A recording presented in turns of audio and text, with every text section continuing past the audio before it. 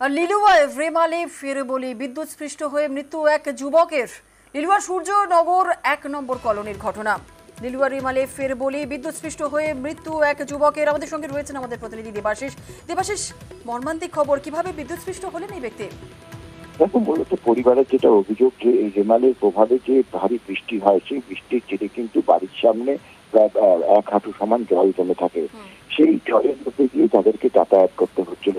গতকাল সন্ধ্যাবেলা প্রসেনজিৎ গুহ ৩০ বছর বয়সের এই যুবক, সে ঘর থেকে বেরোতে যায় বাইরে, এবং তখনই যে জলের মধ্যে থাকা তাদের লোহার গেট, সেই গেটে হাত দিতেই কিন্তু বিদ্যুৎস্পৃষ্ট হয়। কিন্তু যেটা জানা যায় যে তাদের বাড়ির যে কলিং বেল, সেই কলিং বেলের তারই কিন্তু ছিঁড়ে গিয়ে সেখানে বিদ্যুৎস্পৃষ্ট হয়ে থাকে, এবং পরবর্তীকালে সেখানে যে জল জমেছিল, গ্রিলের মধ্যে জল লাগা ছিল লোহার গ্রিলে, সেখানে কিন্তু আরো বেশি বিদ্যুৎস্পৃষ্ট হয়, এবং তারপরে তাকে উদ্ধার করতে এসে তার বোন এবং তার মা, তারাও কিন্তু আহত হয়।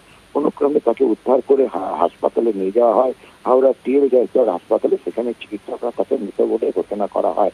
ফলে হাওড়ায় এই ধরনের ঘটনা, অর্থাৎ রেমালের যে প্রভাবে যে বৃষ্টি, তার বৃষ্টির যে জমা জল এবং সেখানে বাড়ির ইলেকট্রিকে বিদ্যুৎস্পৃষ্ট হয়ে মৃত্যুর ঘটনায় কিন্তু শোকের ছায়া লেগেছে লিলুয়া সূর্যনগরে।